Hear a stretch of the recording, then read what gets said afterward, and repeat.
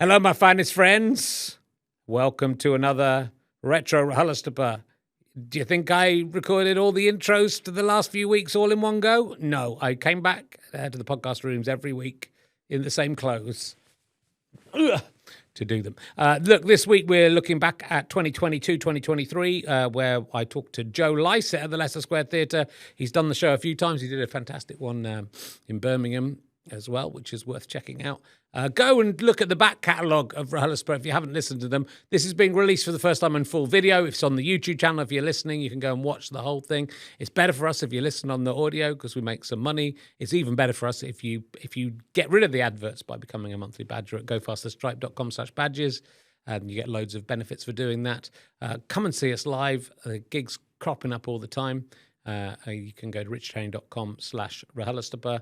I'm in Chelmsford and Leicester in 2026, and I'm sure there will be more gigs added in. I'm sure the Leicester Square Theatre will have some gigs added in as well. In fact, I'm going to email someone and ask about that as soon as I've finished this recording. Anyway, gofasterstripe.com for all your download and book needs and your badge needs, and just help Chris Evans knock that one out because, you know, he's got a lifestyle now he's become accustomed to, and if we take away his money now, what's going to happen to him? He'll be back eating seaweed on the beach with all the other Welsh people.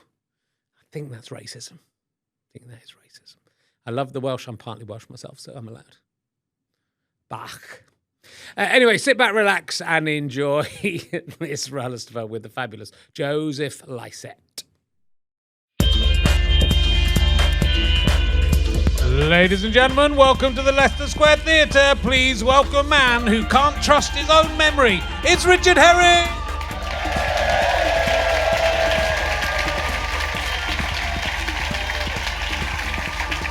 Wowza, thank you very much. Oh, hello, my finest friends. Welcome to the Leicester Square Theatre. You're much better than last week's audience, and so on. I'm pretty tired. I didn't really sleep last night, so this is either going to be terrible or amazing. I'm going to make a lot of mistakes, but they might be good. Welcome to Richard Herring's Leicester Square Theatre podcast. I was talking to Mo from The Simpsons last week. He said, "How'd you get this number when I get my hands on you?"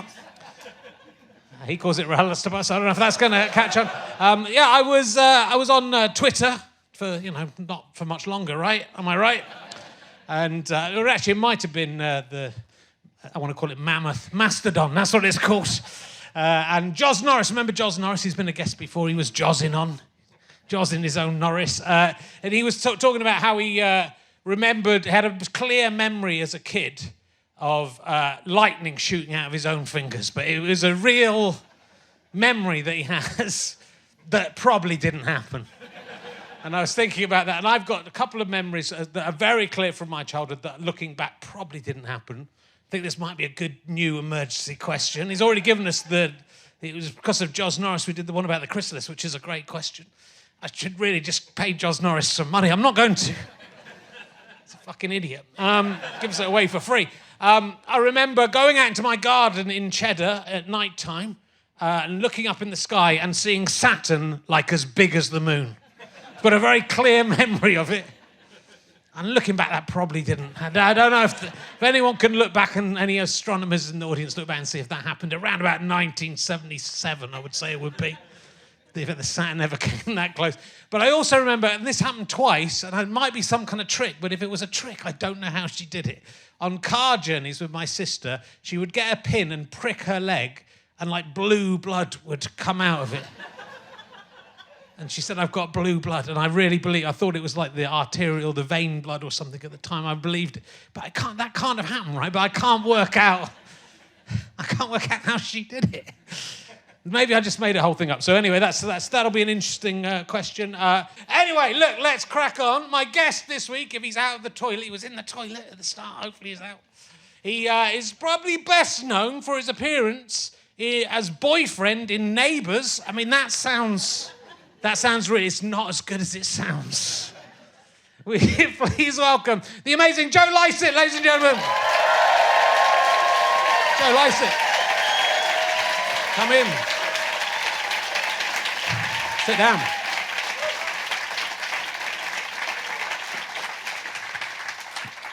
I wasn't in Neighbours. You were in Neighbours, but it was by the guys from My Dad Wrote a Porno. Oh, he caught me out there. I did. He's good like that, isn't he? It's like being with Emily Mateless, this. Fuck, that makes me... Well, seeing you brought that up, I thought you might, given you what the name of you wanted your show to be called, which we may come to later. Yeah. I've got Prince Andrew No Sweat sweatband as a gift for you. So good, and I am go. quite sweaty. So yeah, so you can. I'm not sure I've ever been to which Pizza Express was it? Woking. You probably Woking. have. I probably have. I do love a Pizza Express. Probably The garlic bread is second to none. Yeah, it was quite an arrogant idea before My Dad Wrote a Porno. The My Dad Wrote a Porno guys did a web series called Neighbours, which was quite arrogant, wasn't it, to try to take that? But rightly so. It is, yeah. And I enjoyed being in it. Yeah. I remember it now. Because Alice Levine's an old friend, and she said, "Oh, will you do that? We're doing these little sketches." And I didn't really know what I was getting myself into because I'd never acted really before. No. So that was my acting debut. Yeah. I've acted twice since. So it went ever so well. Yeah. There'll be more acting. You're in a film coming up, aren't you? I thought I saw there was an animated voice, a voice in a... I haven't written it down. In an exciting... So these are the two other film. things that I've done acting, and they're both voice acting, so I don't know what that says. The first one is I was in The Sandman. Right. And I'd completely forgotten I was in The Sandman because it took literally 10 minutes to do it. And on the way in, I walked past Adrian Chiles, and he was having a bit of wine in Soho. Right. And I said, I don't know how long I'm going to be in there. And he said, well, if you want to have a drink after the chat, you do your thing. Took 10 minutes. I got absolutely shit-faced with Adrian Chiles. and then completely forgot about it. And the NDAs signed all over the place, that kind of thing. And then my PR emailed me and said, oh, I've just had this email from Netflix saying that you're Sandman, that you're in The Sandman. And I was like, no, I'm fucking not. What? And I thought, oh, maybe they've got a clip of me doing stand-up on a telly or something, and I don't know. And then I went, oh, yeah, I was in The Sandman. And then people kept texting me about it, so there's that. And then I also did, in lockdown, I was part of an animated comedy series in which I played Graham, the talking foreskin. And Graham's the foreskin of a man called David, and he's fucking a woman called Helen, and my parents are called David and Helen. So that's my acting career. that's why you took the role. Yeah. Fantastic. Look, I was watching your special last night that was, you wanted to call it different than it was called, but it's called More, How'd You Lycett, Yeah. etc. Yes, You can go on as long as you want. I'm in a run of doing things. Yes, you've done a few. I've trapped myself in it, basically. Are there any more? Are there any that have you tried? I Lycett, Big Butts and I Cannot Lie. Have you done that one yet? I've not done that. I Lycett, big butt. It doesn't quite work. No. No, it won't be that. Okay. It shan't be that.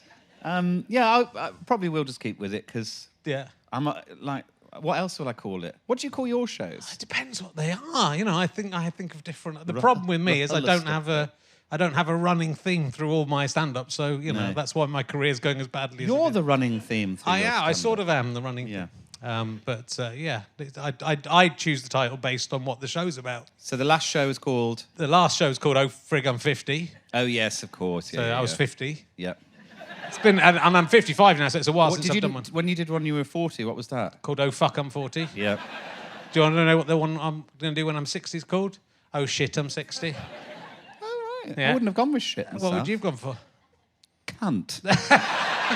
Probably. I might do that for 90 because it's hard to. Yeah. It's hard to think of something for 90. Oh, knickers, I'm 90. Yeah, that's no good. When you're 90, that's the sort of word you want to say. You don't want to be dropping the C-bomb when you're 90, do you? Oh, cunt, I'm 90. But I'm quite... It's funnier, isn't it? Yeah, it is funnier, yeah. I'm quite glad to get to 60, so I might call it, oh, good, I'm 60, because, you know, I thought I might die. Can I ask you a question? Yeah. Right, so on the front cover of your book, you've got a quote from Richard Osman, Dawn French, Adam Kay. Yeah. Are there other quotes in there? Do you have to email all of them and say, can I have a quote? I did for that one. And did they read it?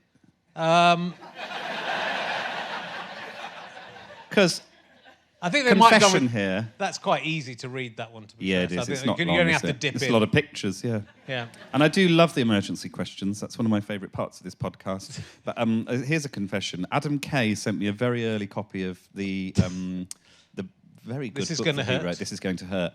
And I didn't read it. And then got round to picking a copy up in the airport on the way to a holiday a few years later and sat and read it and was like, fuck me, this is one of the best books I've ever read. And then they have the kind of praise for the book. And I was in there praising the book. And I'd completely forgotten. I'd just gone, yeah, it's fucking brilliant, or whatever, and just sent it off. But it was so lucky because it is a brilliant, genuinely brilliant book. But I just hadn't read it. I think I'd read like the first chapter, and it's about some lad having his foreskin comes off or something. I think there's a bit This where cock someone goes- there's a bit when someone It's worse than a foreskin, isn't it? I mean, he loses his penis on a lamppost. Yeah. And my daughter was there. I think about it all the time. My daughter was trying to climb a lamppost the Horrible. other day, and I said, don't do that because... And then I said, I can't tell you why. I don't want to tell you about it. Oh, It's, God, it's one of those... grim, isn't it? Yeah, and he says he changes all the names and stuff in there, but if you're that guy, I think you know it as you. Hey, this is a bit like the time. Wait a minute. That rings a bell. Yeah. Oh, God, yeah. Oh. Yeah, don't jump on a lamppost. Particularly if it's pebble dashed. Yeah. That's what happened. And the book is fantastic. I'm on record in the book of saying it. Yeah. Well, I quite like it when you do it. David Mitchell just goes, "Oh, I don't want to do this anymore. I'm not doing anymore," which is I quite respect. Oh, but and he just says, "I won't." Yeah, send you I a won't quote. do it. Yeah. I think Charlie Brooker said something like, "Richard Herring keeps badgering me to leave a comment about this Great. book." That's funny. Yeah. Which is great. Yeah. Yeah. You just need something like that. Don't Yeah, you? you do. But Does anyone look at it and goes, "Fucking hell"? Richard Osman said, "Brilliant." Does anyone do that? Does anyone? No. Do you weird, no isn't respect for Osman? I mean, I've got the names of two of the best-selling, and Dawn French as well. They're three of the best-selling authors. I suppose what they're going In the for UK. is like idiots. Yeah. That go, "Richard Osman," and then they don't realise that someone else has written the book. Yeah, I think it's for proper idiots. If they see the name on it, Yeah. they think it's written by that person. And famously, books are for idiots. Anyway, never mind. Anyway, look, I watched the show last night. You can Thank get you. it at joelycett.com. Yeah. Netflix said no. Yeah, but it's pretty good, they said. It's no, better, actually. Yeah, it's Because better you're selling you've it got all the- £10 a time. £10 a whack. God, I'm rich. No, it is actually better because you retain all the rights to the thing, so Yeah. you don't have to change any of it. You can make it exactly as you want. No one's breathing down your neck, and it's my favourite thing I've ever made in my life. I don't think I'll make anything better. I'm scared of the future of, particularly of writing stand-up, because it was chance that the show ended up being what it is. And I'm being cryptic because I sort of don't want to give it away, but No. the show's good, but like the story is sort of amazing, Yeah. and it's by accident. But kind of accident. I pushed in certain directions, and what I got was way more amazing than I thought I'd get. Basically, Yeah, well, it's very funny, and then it's something sort of beautiful and yeah, something about community and love, and it's a very positive show, I think. Yeah, really. yeah. So it's enjoyable to watch, and also you go, oh, so it does feel like a sort of perfect stand-up show, I have to say. But that's not to say that you Wow. can't do it again. I think you've got this thing now, and it's only 3 or 4 years since we last spoke to you. So much has happened to you in the last 3 or 4 years. Yeah. And the direction your career's gone in. And there's so many like I just started writing down talking points. A few of them are in the show, but obviously, like recently, you probably influenced the fall of the new Prime Minister before she was even Prime Minister. yeah. Someone made a meme of loads of dominoes, and the big domino is the complete collapse of the UK government, and then the little domino is I'm incredibly right wing and I loved it. I was so proud of that. I loved it. But I'm still a huge Liz Truss supporter. I should make that clear. Yeah. What's weird about all that is that I genuinely decided to do that in the car on the way there. I hadn't planned it. And I think Brian Logan wrote in The Guardian about how I looked like wasn't sure how it was going and that I'd just thrown it together. And I was like, very astute, Brian, well done. Because I I'd been booked for it weeks before, and I thought it was weird. Yeah. I thought it was a weird booking. I thought, you know what I'd do, don't you? And then someone said, "Oh, that's just days before they announce the new Prime Minister, and there's a chance that they'll be on there." And I thought, they won't put me anywhere near them. And then they said, "Oh, the guests stay on set," and I was like, "Am I on like a kind of Graham Norton? I'm gonna be like sat next to Liz Truss?" And another thing, like, I couldn't work out how. So I rang the producer the night before because I just wanted to get like a sense of the shape of the thing. And she was sat next to Laura Kuenssberg. So Laura Kuenssberg came on the phone, and I'd never spoken to her before, and she was really lovely and very sort of giggly and fun in a way that I didn't expect her to be, because obviously on telly she's Laura Kuenssberg.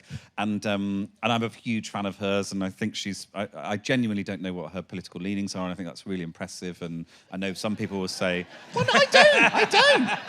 I mean, you laugh, but I maybe Tory, but I actually couldn't tell you, and still don't after speaking to her. And so I do think she's great. And so then in the car on the way there, I thought, I'm not a political pundit. And friends of mine, and I'd spoken to Jess Phillips because I'm good friends with Jess Phillips, and she said, just say what you feel, and people will probably agree with you. And I just thought, I don't do that. I'm not someone who comes on and says, well, my opinion is, and like I don't know what my opinion is. I don't give, like, obviously do give a shit, but I don't feel qualified to be there as some sort of learned political whatever. Yeah. But what I have done over the last few years is been sarcastic on Twitter. And so I thought, well, I know how to do that. I've been tweeting all sorts of different people, Nadine Dorries mainly, but lots of people pretending that I love them and being like, oh, babe, come round for a Lamborghini. Like, I've been doing that for ages. So I can do that in real life easy, and I can sell that, and I can pretend to be it because I've done it confidently before. So I thought I'd go for it. And then when Liz Truss was speaking and she was not saying anything, I was so cross. I found I really felt the anger growing in me. And when I get cross, I get silly. And so I thought, like halfway through our interview, I thought it'd be funny to applaud this.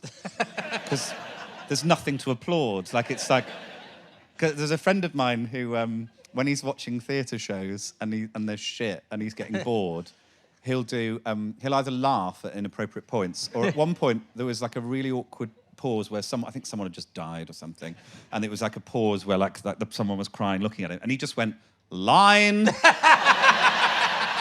So good. Line. Really good. So it didn't warrant applause, it didn't warrant anything. It was vacuous, empty, usual politics stuff, and I was cross about it, and I thought, I'm never going to be in a room with this woman again, probably, well, almost certainly now. And I will go full throttle with how I feel about it, using sarcasm, and that's what I did, and I applauded, and then I can feel the anger now, like that sort of like frustration in my shoulders, and I get tense, and I just think, and so I used that anger to be like, I loved it, and it sort of came out in that sort of stream of like, and then I watched Laura go, fuck, and she said afterwards that when I applauded, her heart sank, and then she sort of worked out what I was doing, and she was okay with it, and then she stopped asking me questions for a bit, and I thought, I've fucked this, haven't I? I'm just going to sit here saying nothing. It's been like 8 out of 10 cats the first time I did it again. One thing in the edit, and then she asked me another question, and I was like, right, I'm off again. Here we go. And then people liked it, and that was it, really. And did you see her? Did you see Liz Truss after it was over? No, she scarpered. Yeah. You then go for this weird breakfast in the BBC, which is like being in a school canteen. It's a bizarre. It was a canteen. Yeah. And I was sat here. Laura Kuenssberg was there. Emily Thornberry was there, and Cleo Watson, who'd also been on. And then next to Liz Truss, not Liz Truss, Laura Kuenssberg, was Rishi Sunak, and then I think not the Director General, but like the one higher than him at the BBC, who's, I don't know what his name is. Yeah, I didn't know there was anyone that He's very like, hello, old boy. He's like that. Nice, seemed like a nice bloke. I met him in the lift. Please continue to work with me. But I didn't look Rishi Sunak in the eye because I knew I wasn't confident that I wouldn't embarrass myself with anger and do something like just in a panic, just scratch him or something. So I just made a point of not looking at him and had some porridge and fucked off. That was it, really. But I was chatting to Laura Koonsberg and she'd said then, she was saying, oh, you know, we're trying to get people on that are a bit different and, you know, we'd love to have you back on this show. And, you know, we're trying to have semi-regulars and all of that. And then it ended up on the front page of the Daily Mail and I haven't heard back since. So. I don't think they'll have you back on. It is a weird thing when those worlds collide. I did this week and I had a very horrible time on it, but Nigel Farage was on before me, and like, so I was What do you do? It feels like such a responsibility when there's someone like that in front of you and you get, what should I... He keeps asking to get me on his show. Does he? He was in the green room with me and I just couldn't look at him. I didn't say anything to him. Yeah. And then, because it's recorded, like, it's live late at night. Yeah. So about 12:30, I found myself walking down a dark corridor with Nigel Farage in front of me and nobody else around. Fuck. But this is the thing, you could change the course of human history. Yeah. It was crazy. But not even like doing anything, just like slightly nudging him. You'll have the butterfly effect of, he'll go, oh, I was nudged and I feel sad about that. And suddenly I feel empathy. And then anything could, you know, I don't know. Yeah. I could make him hate white people. Like all us wokey folk do. So look, there was that. That was pretty incredible. But like, there's too much. There's too much to talk. I can't even talk to you. There's too much to talk about. It's too much. I can't talk. There's literally too much. There's no. Similarly to me, you've had a go at Alan Sugar on Twitter, which I very much enjoy. But also, you've been. What a fucking lunatic he is. Yeah, I mean, I always just thought there's something inherently funny about him anyway. Yeah. And he's super rich, so I don't give a shit. You know, he's one of those like easy target. But then in lockdown, he just made it so much easier because he was just so mad and so like, everyone back to work. You know, just so. Ugh. And then I can't even remember what I tweeted him now. It's in the show. I tweeted something at him and he replied, calling me something. He swears. What he does, he puts the first three letters of a swear word. He won't swear. Yes. So he put PRI ... and allowed you to fill in the. That's it. He called me blank. a double-barreled pruh. And I still don't know what that is. I don't know where the double barrel came from. Yeah. But again, like when something like that happens, it's such a thrill.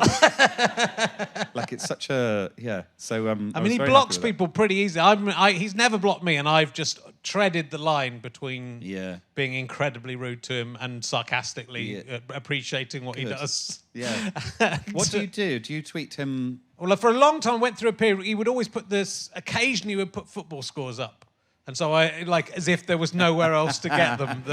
So I would retweet them to say, look, I'm doing a valuable service on Twitter. I retweet the football scores from Lord Sugar. But one time, he just got one of the scores wrong. He just made something up. And then didn't tweet for ages. And it was, like, really bizarre. I think I've asked it. The only time I replied to him, I asked him whether he thought the host of The Apprentice might become the Prime Minister in England as well as the president. Yeah. And he was said no to that. Yes. But he does seem, I think like 10 years ago, I think he had some self-awareness and he's lost a sense it, of humour, but he's absolutely lost his mind. Well, really recently he has been like, if people sort of, because he's been posting shots of him on yachts and next to new planes and all that sort of stuff, and people have tweeted him saying it's a bit much to sort of show off about your new yacht in a cost of living crisis, and he will reply with something like, you're jealous, fuck off. Which actually, thinking about it, it's so camp, I kind of love it. Yeah, now I don't know what to think about him. I mean, The Apprentice has been quite a force for evil in the world, with one thing or another. Katie Hopkins, Donald Trump. Yeah. And what's been good about it? It's good fun, isn't it? It's good fun watching people fail to do. Yeah, it's a good watch. It is a good watch. Does good numbers for BBC One. They must be thrilled. Must do. In the show, you talk about the Birmingham Live. I think was it the Birmingham Mail or something. Always does lots of headlines about you. There's one that you skip over that you don't say anything about that I want to know more about. Oh yeah, go for it. A headline in the Birmingham Live: Joe Lycett still writes to Santa each year. Do you? Yeah, I do. Do you still do that? Because Santa's, you have to write to Santa. Yeah. Because otherwise you won't get what. He won't know. How will he know? That's true. Well, he's mad. If he can get around the world and give everyone presents, he can know what you want, can't he? If he's that you have magic. to write it. That's the rules. Okay. Still, like, he can't mind read. And do the presents turn up that you asked for? Absolutely, they Okay, do, well, that's yeah. good. So you've been a good boy. Basically, my mum told me, at one point, I was foolish and I queried his existence. And she said, no, he exists and you have to write to him every year, otherwise you won't get what you want. And that continues to this day. Yeah. My daughter, who's 7 and nearly 8, has just got to the point where she's nearly questioning it, but she's sort of like with everything goes, there's no such thing as ghosts, there's no such thing as zombies, except she knows about, there's some ant or something that goes into the brain of another ant, and so there's a zombie ant. So she's aware of this. Wow. That controls it, gets into, or some kind of other insect that gets into an ant's brain and controls the ant. But she's still fairly confident there's a Father Christmas, but she does ask quite good questions about how he manages to do all of this stuff, and whether he visits everyone, and how long he's been going, and how he started. Her theory is that her theory is that Father Christmas and Jesus are the same person. Oh. Yeah. Oh. That's it now. That would be a great twist, wouldn't it? It makes sense. It does make sense. Because, it's quite... The first couple of Christmases must have been weird, right? What, as Jesus? Well, as Father... Whoever it was, Father Christmas just turning up with presents going, what the fuck? What's going on? Who are you and why are you doing this? It's a good PR stunt for Jesus, right? Yeah. Get everyone talking about Jesus every year. And how did we find out what he wanted in terms of the carrots and the mince pie and the whiskey? Like trial and error, I guess. Yeah. Just like people would leave like 20 or 30 different food items. Yeah. Then just correspond with they ate a bit of apple. Yes. He had the mince pie. I made him a compote. He didn't touch it. Yeah. And he eats different things in different countries. So, like, he obviously goes through a period. He's had enough cookies in America, and then he moves over to mince pies here. Of course. Yeah. What does he have in other countries? I don't know. I imagine. Does anyone know in the audience? What does he have in Slovakia? What did the French give him? Something horrible, I expect. Yeah. Some part of an animal. It's going to be an unpopular theory for the French, particularly. I host a show called Travel Man. Yes. I've now recorded, I think, 13, 14 episodes. 5 have gone out. And I've been to France a couple of times. I love a croissant. France is shit at croissants. I've had better croissants in Salzburg, in Rio, in Cyprus did a better croissant. Wow. They do a better one in Birmingham. What are they getting wrong in France? Well, it's very controversial. Very controversial. Should save that one for the Graham Norton red chair, shouldn't I? God, that was a good one, wasn't it? You had the Lord Mayor of Birmingham opened your kitchen extension. Yeah. Yvonne Mosquito, that's her name. I mean, it's great. Her name, Yvonne Mosquito. Is that why you wanted her? Because of that fantastic name? I just thought it would be fun. I saw a plaque somewhere, and I was having my kitchen done at the same time, and I thought it would be fun to have a plaque on the kitchen, just for a laugh, just to like have a little party. And so I emailed the Lord Mayor of Birmingham, because I thought that would be funny, just as a funny thing to do, and didn't think she'd say yes, and then I thought I'd sort of get down to... I mean, Paul Chuckle said he was up for it before I'd even sent the email. And then what happened was the email came back saying, it was from her assistant saying, oh, no, because she doesn't do private events, but she wishes you well with your opening of your kitchen extension. And I was like, so there's a reason. She's not just said, no, she won't do it. There's a loophole. So I then said, well, if it was public, would that change things? And I could sell tickets for the public to come, and we could give the money to charity. I know the Lord Mayor has a charity and all this stuff. And she said, yeah. So we set up this system where there was an auction, not an auction, a raffle, basically, where people could spend, I think it was £3. You buy a ticket, and you might be one of the people, but you had to agree that you'd be met in a nearby pub where I'd buy you a drink of your choice. Then you would have your phone taken off you, so you couldn't find your way to my house using the whatever. You couldn't track it. And then you'd be blindfolded and driven by either my mum or dad would drive you to the house. You'd then the blindfold would be taken off in the house. There were canapes, there were all sorts, drinks as much as you like. And then after 2 or 3 hours, you'd be re-blindfolded and taken back to Birmingham train station. Yeah. And that's what happened. And she turned up in the mayoral car. Yeah. Did you make her be blindfolded, or did you let her know where she lived? I should have done that. Would have been fun. Yeah. Do you think at any point the people who'd won this competition thought, I wonder if this really is Joe Lycett's house? I might just be kidnapped by Al Qaeda. Yeah. No, they were very brave. Okay, that's very brave, all of them. It was great fun. It was really brilliant. Yeah. And now I've got a plaque on my kitchen. Yeah. And she brought me the thing that they only give to people if they've opened something. So the mayoral plaque is on the inside of the kitchen. My plaque that I had done in Birmingham was on the outside, and then her mayoral plaque is on the inside. And literally, it's, I would say, a third of the size of this stage. It's a tiny little kitchen extension. Yeah. Great fun. It's lovely fun. Also, another big news story that's happened since, I think, again, from your recent tour. One of the people in the audience who saw your show called the police and asked for you to be arrested for a joke. Yeah. It's not in the recorded show. No, I looked out for it because it's not in there, actually. Well, you don't want to get sent to prison, Joe. Well, it was on the fence, and it was going to go to, I think, a KC or a QC to decide whether it would be signed off to be... I recorded it on the night, but we didn't put it in because the joke is... And it's not a joke, really. It is a joke. I think it's the funniest thing I've ever done, actually. I'm talking about me being camp. Yeah. And I say, actually, I've always been camp. And I discovered this because when I was... I found this footage of me when I was a little boy, and I'm very camp in it. And I'm going to show it to you, and I say that to the audience. But for some reason, when I was a little boy, I just didn't have clothes on. I was 6 or 7 or something. I was about 7 years old, and I just was naked in this clip. And I checked with a lawyer, and the lawyer said, you can't show that clip in your show because you can't show a child's penis in your show. Okay. And I said, but it's my penis, and I don't mind, so it's fine. And the lawyer said, you just can't do it. I'm afraid it doesn't matter whose it is, you just can't do it. And I said, can you show an adult's penis? And he said, yeah, that's fine. And so...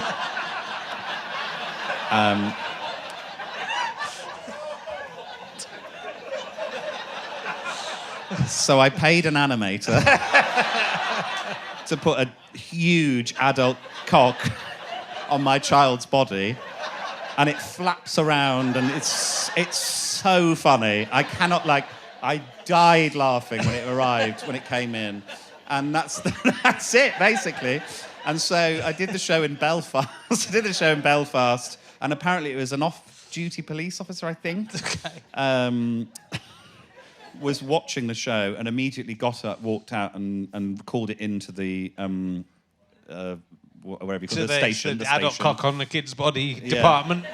Basically said that I was showing child porn of myself with in the show. And so then the next morning I was rung, and they said they wanted to see the footage.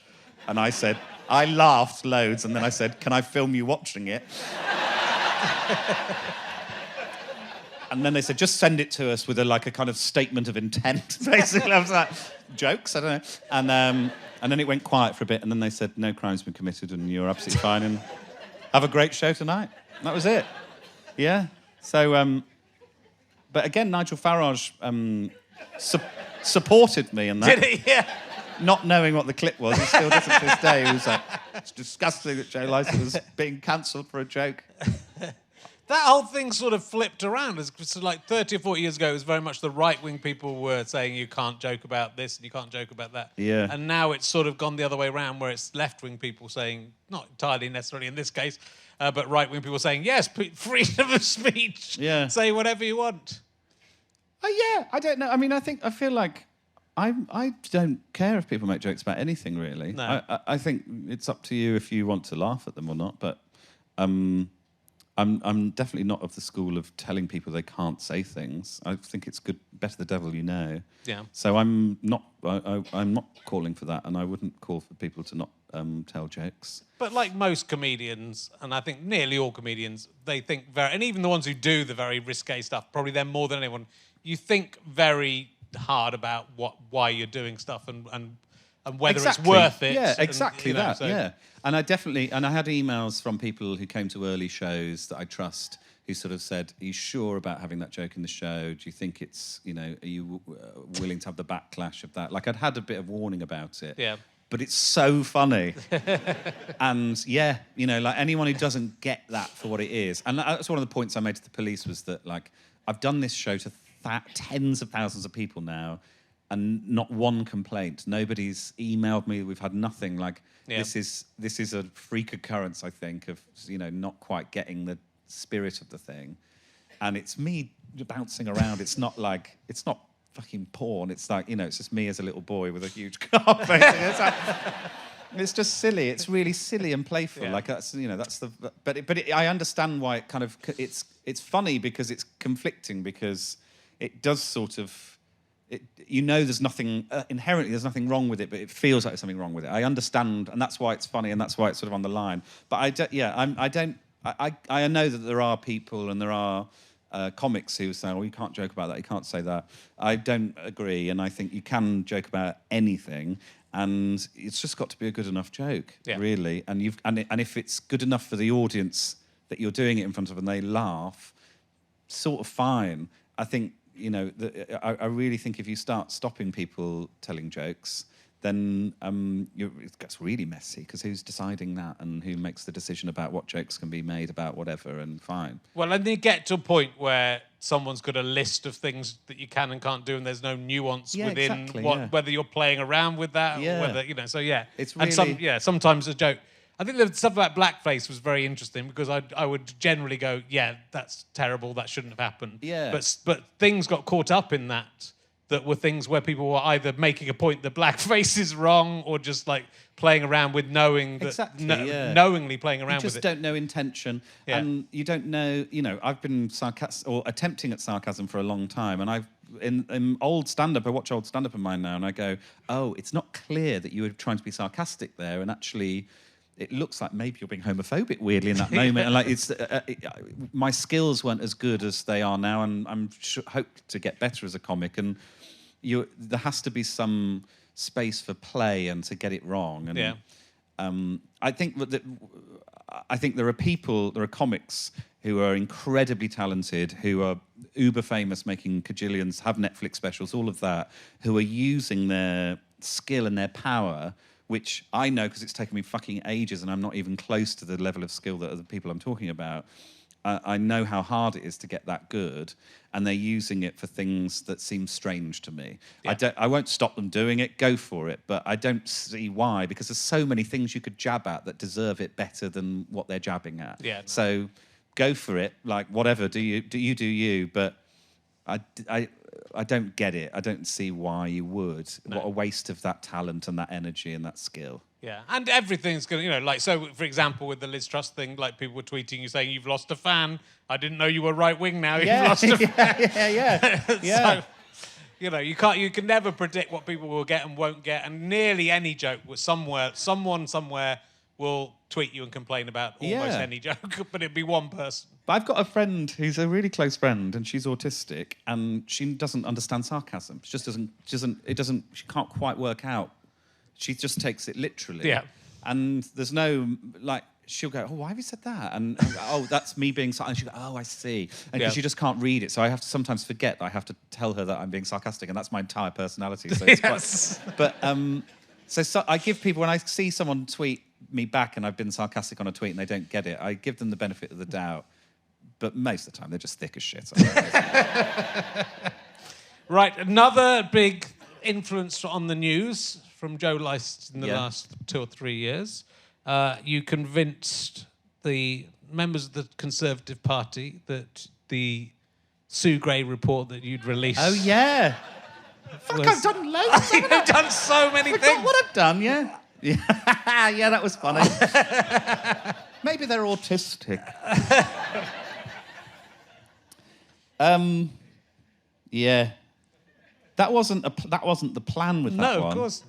That's what really surprised me by that. And it came in a flurry of Tories getting sarcasm wrong. Because the day before, I tweeted to Boris. I got into a habit of tweeting Boris after PMQs. Again, because I got so cross. The lies, the way he lied so confidently, and then it was just fine and no one could wriggle round it. It infuriated me. And so I would then, because that's all I can do, is just tweet saying, well done, smashed it, babe, whatever it was. And on that occasion, I'd said something along the lines of, I'm with Nadine, I'm on your side no matter what. And she fucking retweeted it. And then unretweeted it within like a minute or two. Right.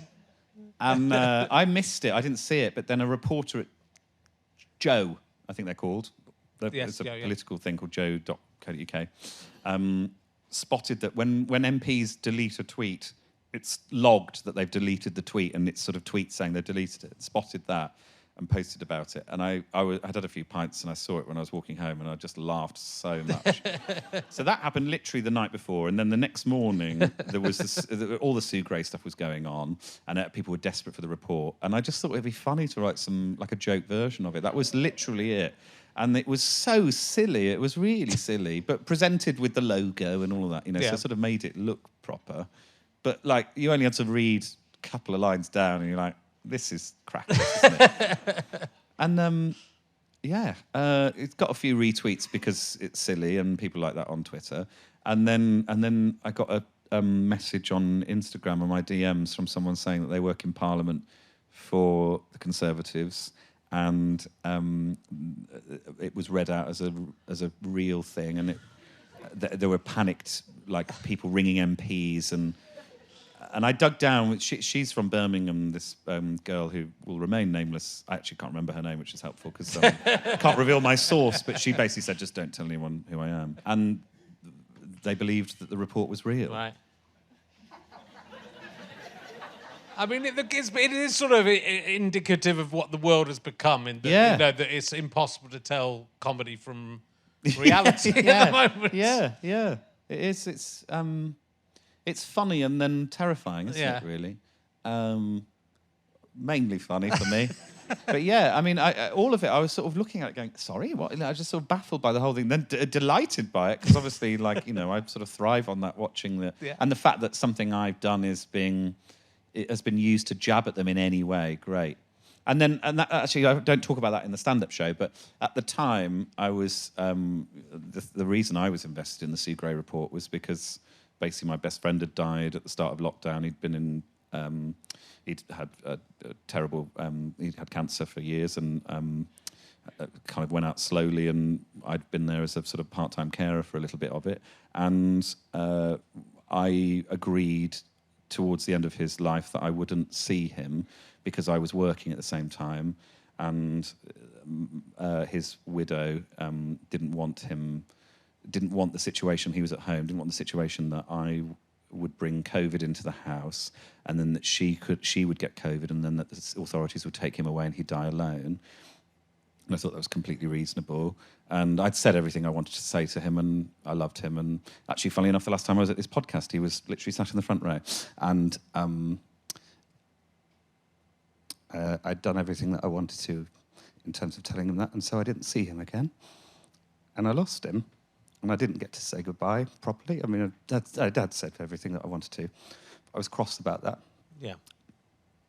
Well, I haven't cried about him for ages. That's interesting. It's good, absolutely. Well, but that's it's nice to have a good cry. It is, but also that's what this is. This is what it's all about. Yeah, this is what's getting buried with the Matt Hancock thing at the moment. Yeah, it's just. But this is the thing that people go, "Oh, he was having an affair." No, these people died, man. And then we did a funeral, and I had to drive. His kids live in Birmingham, so I drove his kids from Birmingham to the funeral, and I'd been very I've been a stickler for the rules because people have been saying, "Oh, we should have a party afterwards and we'll just do it privately." And I was like, no, because if his kids get it, we didn't know what the disease would do at that point. If his kids get it and they die, that's the worst thing I could.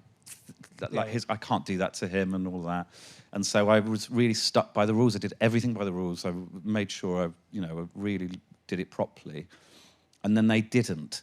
And they lied, and they continue to lie, and they continue to treat it like it's okay.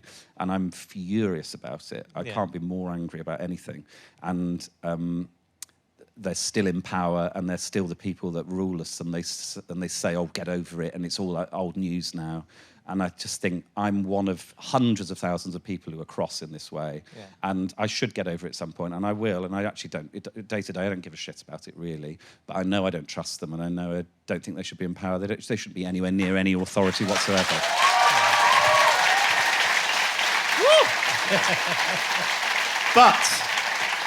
What I would say is I'm very right-wing and I loved it.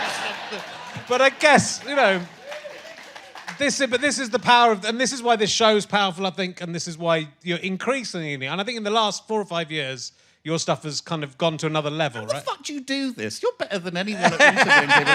No one's got this out of me. I don't know how you've managed But it's got to this level because this show, right? So again, I'm not going to give away what happens in it, but you take like a petty grievance of your own that it reflects on you sort of comedically badly, that you wanted to sell, you wanted to prove your house was worth as much as you'd paid to an estate agent that you didn't like, right? So there's a petty thing in there, but it's also driven by genuine anger and pain, but you turn it into extremely funny comedy. So you're annoyed about an estate agent, but also an MP who's trying to ban, or trying to stop kids seeing books about kids with two dads. Roger Godsiff, who is my local MP and a Labour MP, and I give him both barrels in the show, so I'm very balanced.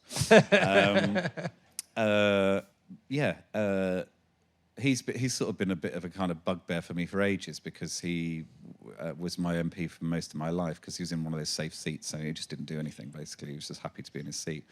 And then weirdly had this real homophobic streak to him, really which was just so strange. bizarre and was so against the party. We're like, what the fuck are you doing? And but yeah, there were protests and against the education of kids in schools about kids, about people having mummies and daddies and mum and dad families, essentially. And it wasn't to do with sex at all. The books weren't anything to do with any of that. And he said that the protesters were right and he was on their side. And so I just thought, I'm having you. And I love that you brought out your own book that was teaching kids about Sex. gay It's sex. called A is for anal, yes.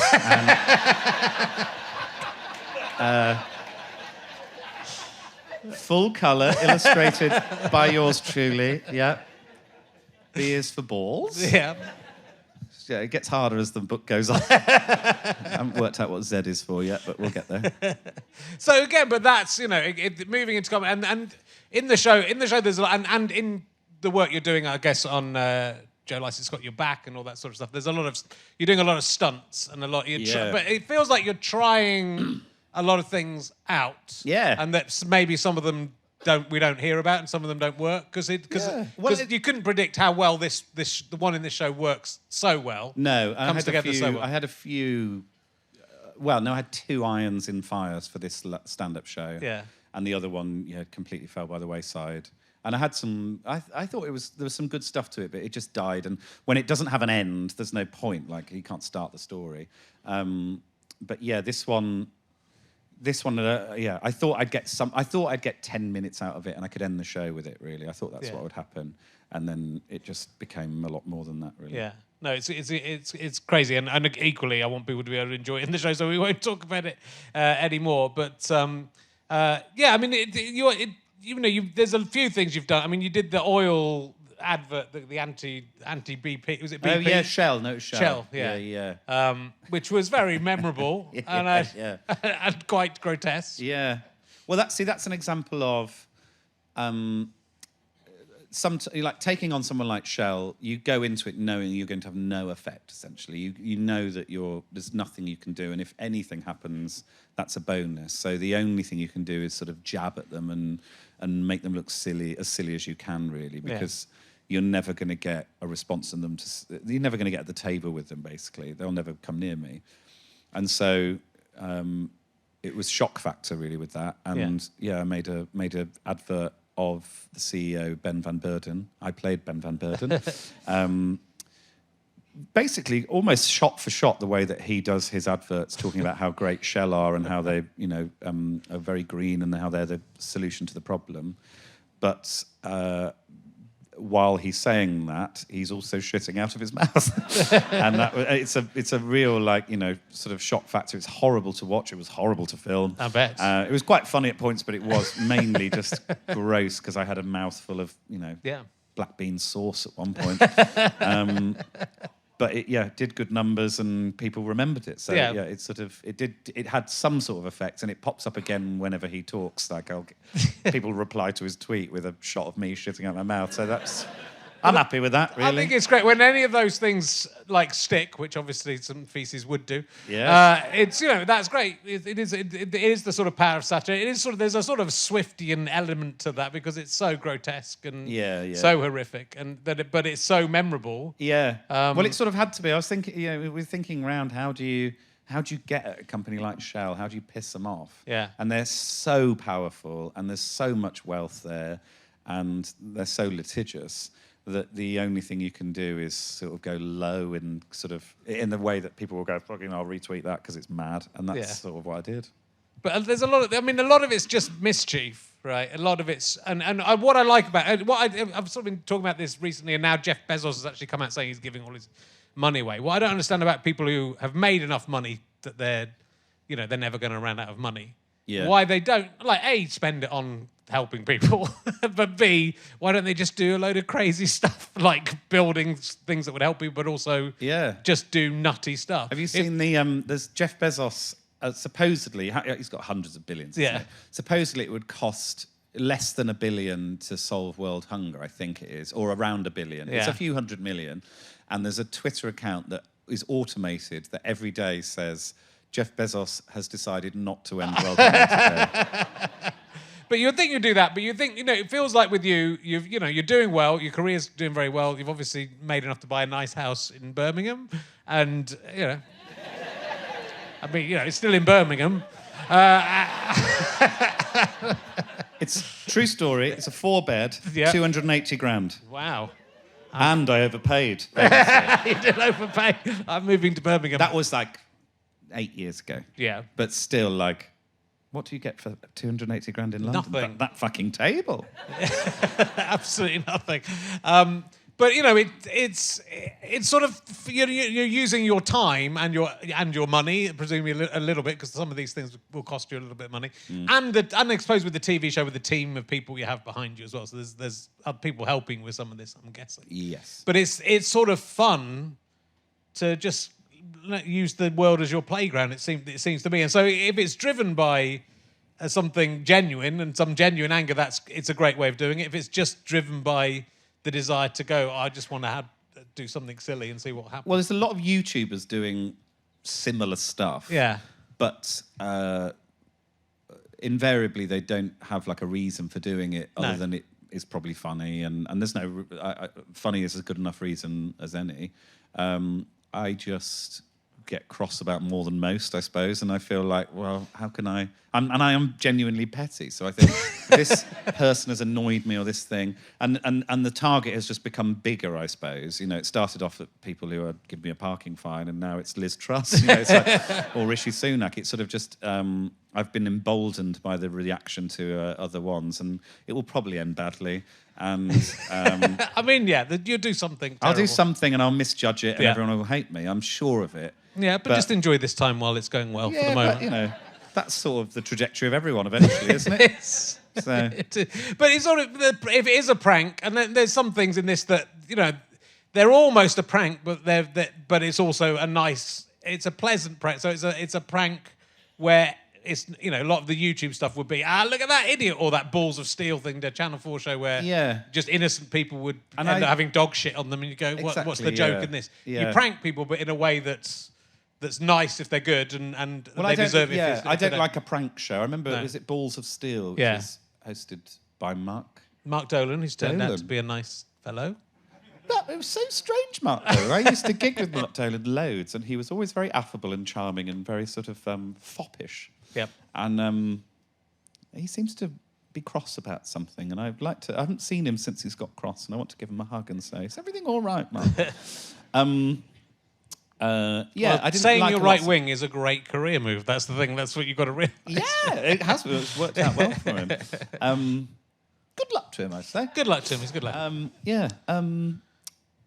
I don't know what the question was. You were talking about Balls of Steel before you were... Yeah, I didn't like lots of elements of that sort of thing. I can't remember the specifics of Balls of Steel. I actually quite enjoyed Balls of Steel, I think, if I remember rightly, because it was they were like, oh, at the end of it. It wasn't like, what? But I don't like a prank for prank's sake a lot of the time because the target is normally, as you say, just someone in the public who's just getting about their day. Yeah, really. but you can do it. I keep on forgetting the name of the comedian that did is it the film called Road Trip or something? Eric Andre. It's absolutely. Great. It's like a prank show film, but people come out of it well because he's being, he's doing stupid things and people are stepping in to help him. I love Eric Andre. It's brilliant. His show is. I remember one of the very early episodes of the Eric Andre show where he has his guest is Russell Brand, and it's just this bloke who hasn't got any clothes on with his mad hair, and he comes out and a dove just sort of flies out with him, and it's so not Russell Brand, but is completely Russell Brand at the same time. It's very awkward, and you kind of need to see it to kind of fully get it, really. But I love Eric Andre. Yeah. Let me ask you an emergency question. I've got a new. Are we there? No, we're not. Just we've done quite well. We've done. There's more to talk to you about, but I feel we should. Are these new ones? I'm going to give you one from today. If you're listening to my opening monologue, do you have any clear childhood memories that simply can't be true? My one was that I saw Saturn the size of the moon in the sky, and that my sister had blue blood. Do you have anything like that you definitely remember as? Well, and no, I'm not. I think it could be true. Right, I'm fairly sure I shook Jeremy Beadle's withered hand.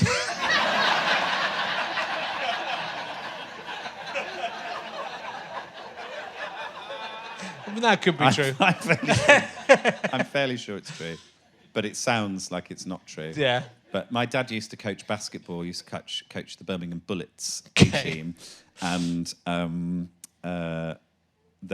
when basketball was quite big for a certain period in the 90s, I believe, and so they had, did it in NIA in Birmingham, and so they would pay some money to. I think Jeremy Kyle turned up because he was a local celeb, right? And before he became a national celeb, and Jeremy Beadle came in, and he was running along the audience, and I'm fairly sure I shook his hand as he ran past.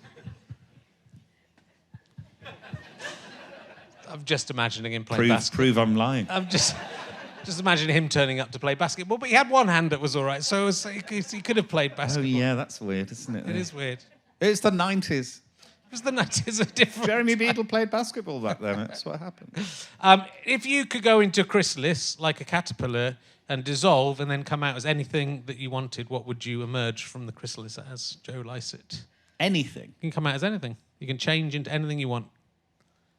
Stuart Lee.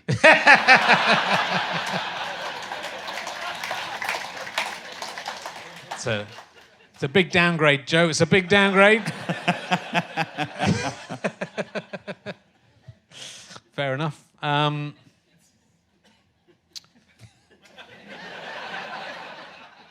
Caught the old prick out there, didn't I?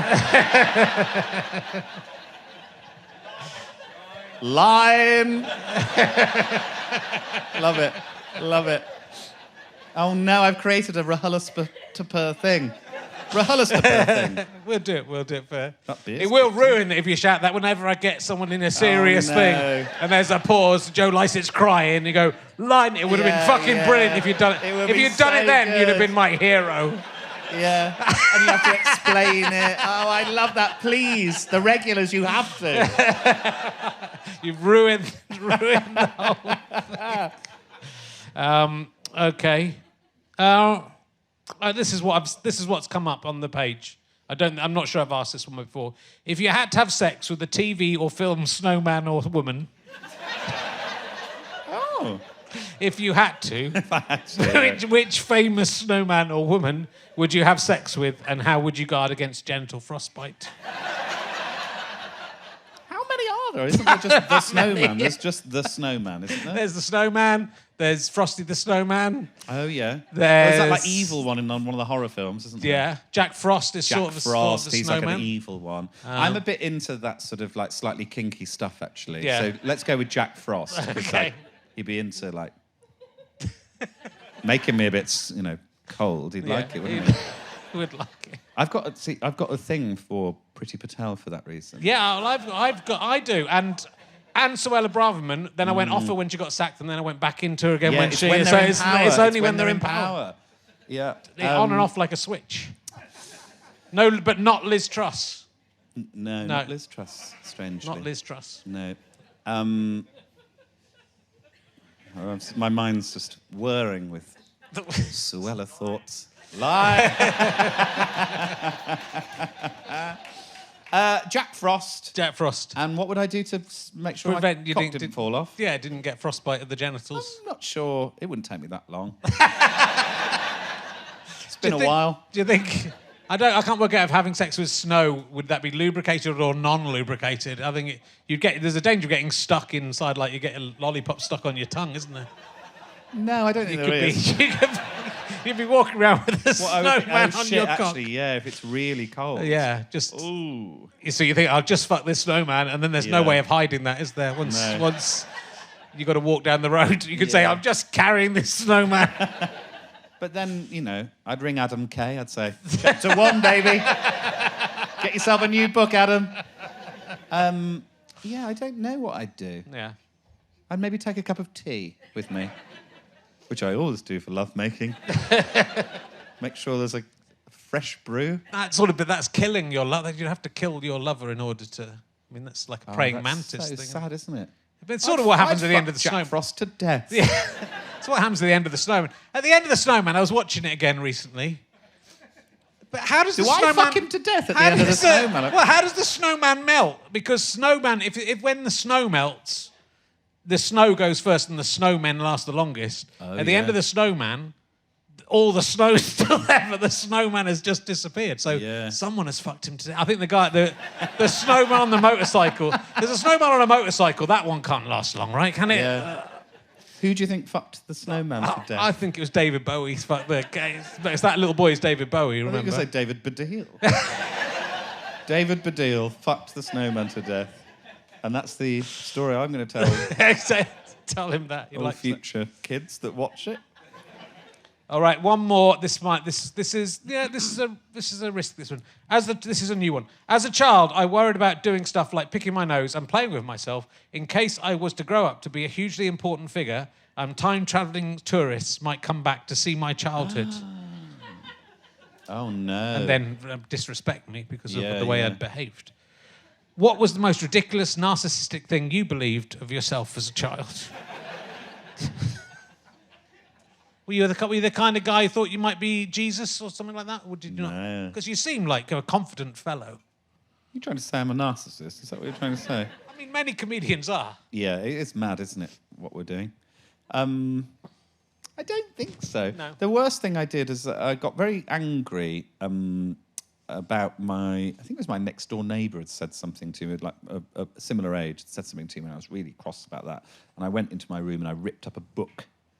And I went downstairs, and it was a beautiful pop-up book about Tutankhamun, and it had all these lovely things, and I just pulled it all out. And I went downstairs, and I said to Mum, I ripped up a book.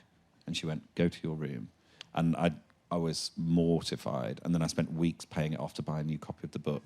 But that was like a real moment of like, whoa, like I'm capable of madness.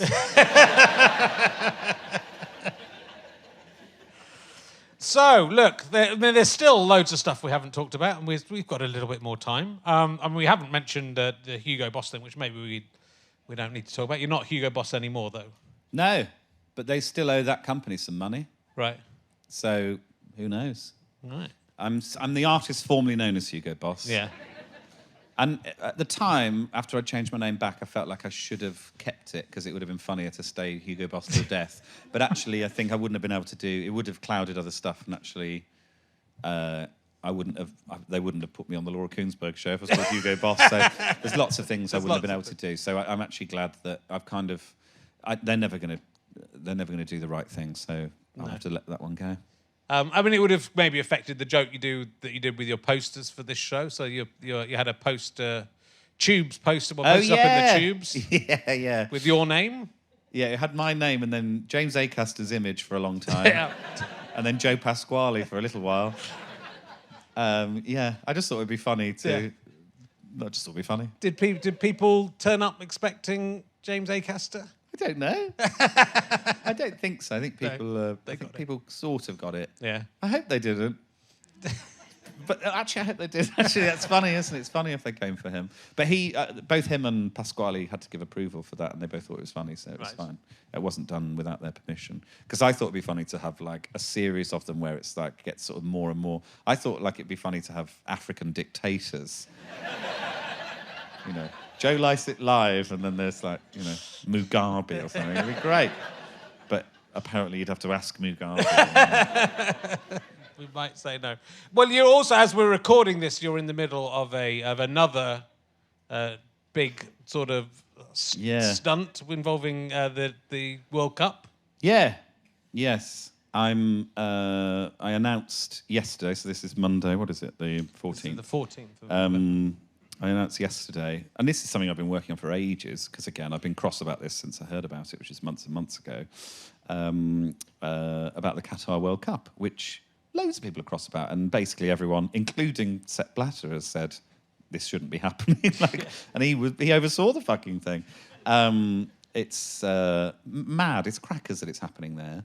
And I've been thinking for a long time about how do I make, using the profile that I have, which I would describe as mid-tier British comedian, as how do I use that? And this is obviously LGBT rights is something I've campaigned about in various ways and talk about in my stand-up and everything for basically my entire life. So it's like the thing. It's my Achilles heel. Like if you go for that, I will do everything I can. And I realised that Qatar don't give a shit about me. If I was in the country, they'd probably just like, if I did anything, they'd tell me off and deport me. But there was at one point, there was an idea of me going and doing a pride march there and trying to like really ruffle their feathers. And I was up for it. But it became clear that they probably wouldn't jail me because they're trying to keep their kind of, their image relatively clean. But what they do is make an example of any local that helped me or any... So that became I just wouldn't be able to live with myself if there was someone jailed or killed as a result of a stunt that I'd done. And so it just forced me to think a bit more sort of laterally around how do you get at them. And then Beckham really kind of, sadly, because I consider him to be a gay icon. He was, before anyone else, he did a shoot with Attitude magazine, a cover shoot, which no footballer was doing. And not really since. There's not many footballers who have confidently gone, I love my gay fans, I'll do shoots with gay magazines. It doesn't really happen, even now. It was a really bold and brilliant thing that he did there. And it's really impressive to do that and great. And he did all of that. And then now he's taking an alleged 10 million, and I gather it's a lot more, but I mean, in the release that I put out and the statement I gave out, I said 10 to be conservative, but I think it's probably way more. I kind of know it is. And to promote Qatar. Now, it's illegal to be gay there, and the ultimate penalty there is death. And aside from the way the state treats you, I did an interview with the first openly gay Qatari a few days ago, and they were telling me that basically if you come out, the society around you will try and get rid of you, even if the state doesn't. It's incredibly dangerous to be gay there. Yeah. And for him, with his influence and the history that he has, to say, come to Qatar, it's wonderful, it's brilliant. How fucking dare he? How dare he do that when he has profited off the back of the queer community? I'm really cross about that. But also, I realised I could use him because I think there's good in him, because I think he knows what the right and wrong thing is, because he's behaved in right and wrong, and he wants to trade on that. Yeah. And I think there's a chance I can get him, and I think there's a chance he will change his mind. I think it's a low chance, but I think there's a chance he'll do the right thing. And if he does, even if he just makes a nod to saying something about the rights of... He's not done any of that. He's not said anything publicly at all about it. That will have an effect. It will, because he's so influential. He's so regarded. And if I can push... That's the only thing I can do. If I can push a bit of that, then that's the only way I can affect change. That's how I felt. It's like, that's the most power I've got, is to go through his power, essentially. Yeah, it's a good I have no idea what he'll do. And then, obviously, to get it in the press, to get pressure, I had to do something bold. And originally the idea was to make a beautiful statue, and I was working with this sculptor, and I was working on this brilliant statue, and then somebody said, you know, James Corden's done a sketch about a statue of David Beckham, and I was like, oh, for fucking Corden again. Fuck! And so, like, done so much research on the statue and done all that stuff, and then actually I was so glad that sort of fell by the wayside, because the statue would have been a nice thing, but it wouldn't have had the power of the money, and actually the money has really captured people, and it's a talking point today. Yeah. People have been talking about it, and obviously influenced by the KLF when they burnt £1 million and all of that.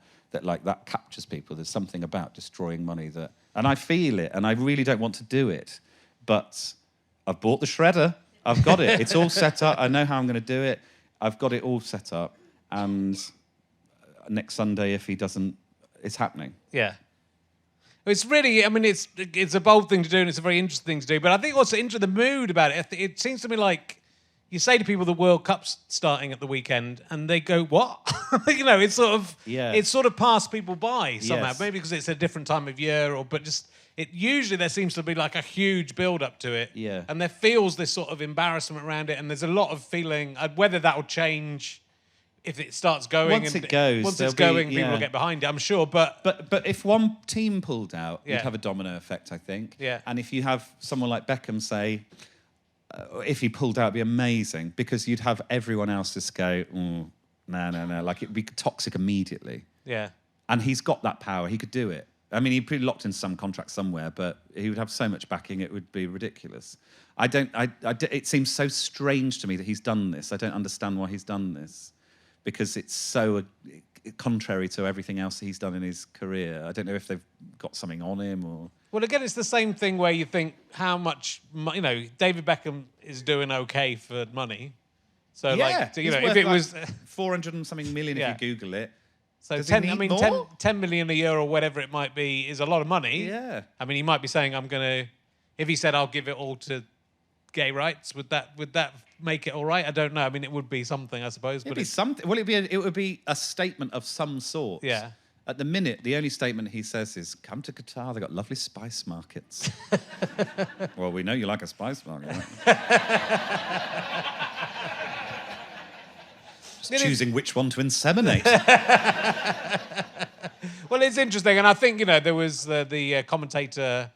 What's his name? The quite left, Gary Neville, is it? The quite left. Why is he doing it? Yeah. He's been so brilliant politically recently. He's been so full of beans about it.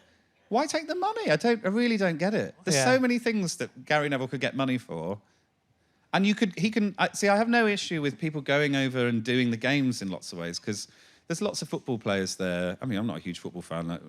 It doesn't affect me at all. I don't care. But I understand that football is a huge part of lots of people's lives, and if you're a footballer and it's your one chance to play the World Cup, and you've got to make a decision between that and it's not fair on them. Do it. I don't care. Like I did a gig in Qatar. I didn't know the rights at that point. I knew that I wasn't probably meant to be there, but I've been there.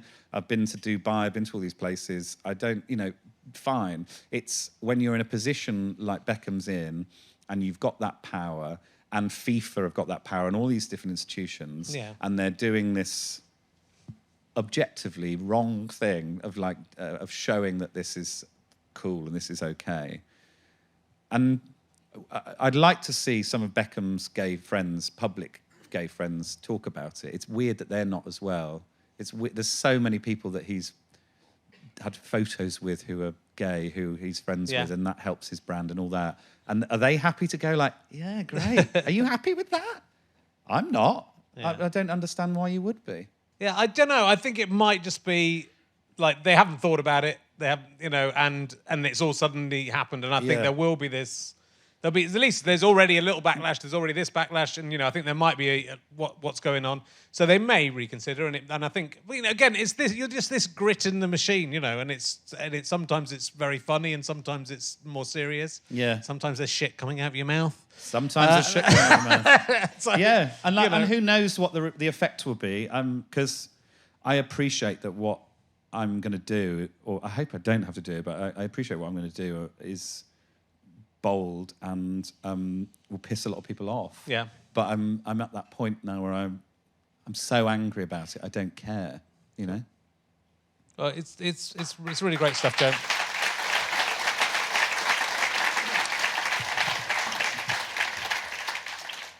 Line. So, no one did it. They missed their chance. You can ruin the whole podcast forever. What's coming up, Joe? We're going to have to let you go in a sec. But what can we expect from you beyond the World Cup? So just filmed a Christmas special of Travel Man in Rio, which I loved. And then a new series of that in the new year. And then touring Australia and New Zealand and some other projects that I don't think I can talk about. Some art stuff that I've done, which I'm really excited about. Like I've made an art book, essentially, like a coffee table book. Oh, terrific. And I'm really excited about that. Great. And, so lots of... I mean, it's all going fantastically well, and deservedly so, Joe. Well, so bless you. I'm having a lovely time, and Good. the pinnacle is to be on RHLSTP. Of course it is. Of course it is. And I look forward to you getting cancelled when you fuck something up. Ladies and gentlemen, the amazing Joe Lycett. Thank you very much. Thank you. Cheers. Bless you. Thank you very much.